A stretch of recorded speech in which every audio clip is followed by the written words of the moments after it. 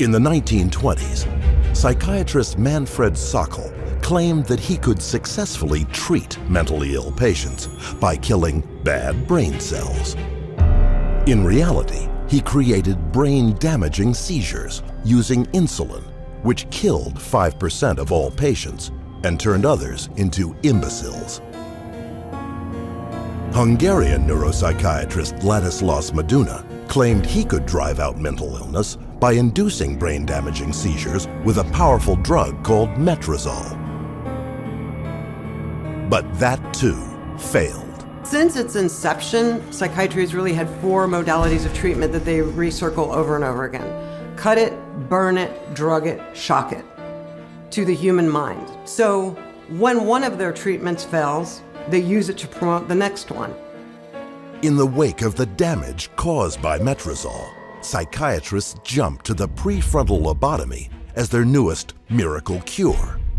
Using ice picks to shred the brains of their patients, psychiatrists created tens of thousands of human vegetables, until fierce opposition forced psychiatrists to abandon this monstrous procedure. Meanwhile, they had already turned to a new breakthrough: electricity. Ugo Cerletti wrote in his own documents that he was inspired to develop electroshock by his observation of pigs being led to slaughter. And he saw that the effect of shock on these pigs was to make them more docile and controllable, and it made them not even fight for their own survival. For the next 2 years, Cerletti conducted experiments with electric shock on a variety of animals. Cerletti progressed to taking homeless people off the street and subjecting them to electric shock. According to Cerletti himself, his first human victim, a homeless man, begged him not to be shocked again.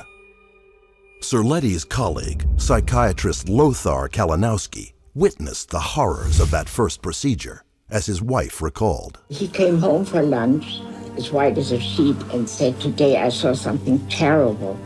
And he described the first electric shock treatment, and he ended with, "I never want to see this again." Despite the obvious damage psychiatrists were causing with electroshock, they soon spread the lucrative procedure throughout Europe and the United States. By the 1940s, electroshock was in widespread use and in its crudest form. The original idea was that you would invoke a convulsion.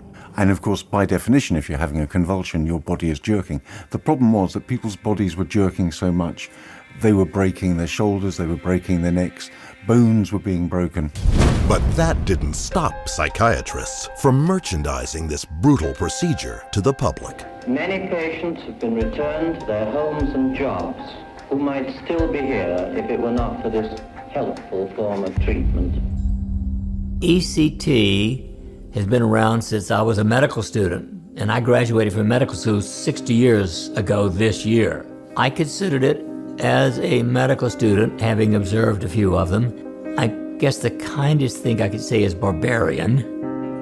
I thought it was truly one of the most obnoxious things I'd ever seen done to a human being.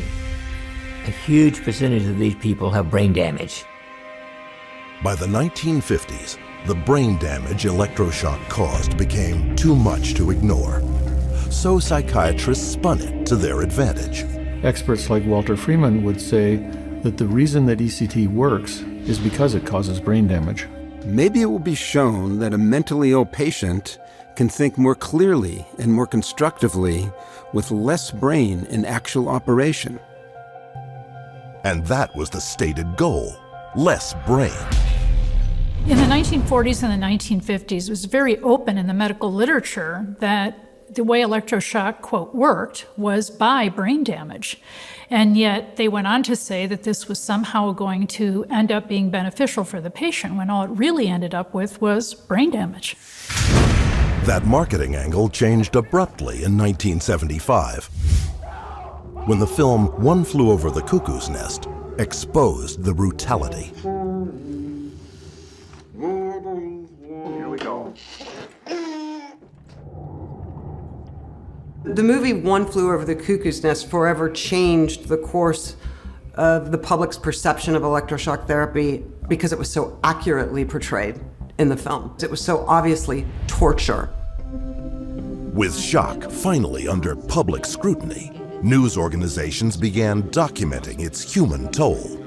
Just like it's true that you can chemically control someone, yes, you can electrically shock someone out of their so-called crazy mind, but you don't shock them back into their right mind. You shock them into a shocked mind. Even the recognized grandfather of electroshock in the USA acknowledged its damage. The principal complications of ECT are death, brain damage, memory impairment, and spontaneous seizures. Gonna do another one, Paul? I think so. These are short seizures. In the face of public outrage, psychiatrists came up with a new miracle cure: psychotropic drugs.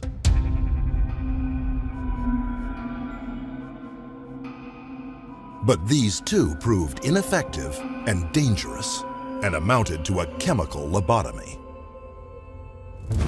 Psychiatrists had an answer: to recycle and repackage electroshock.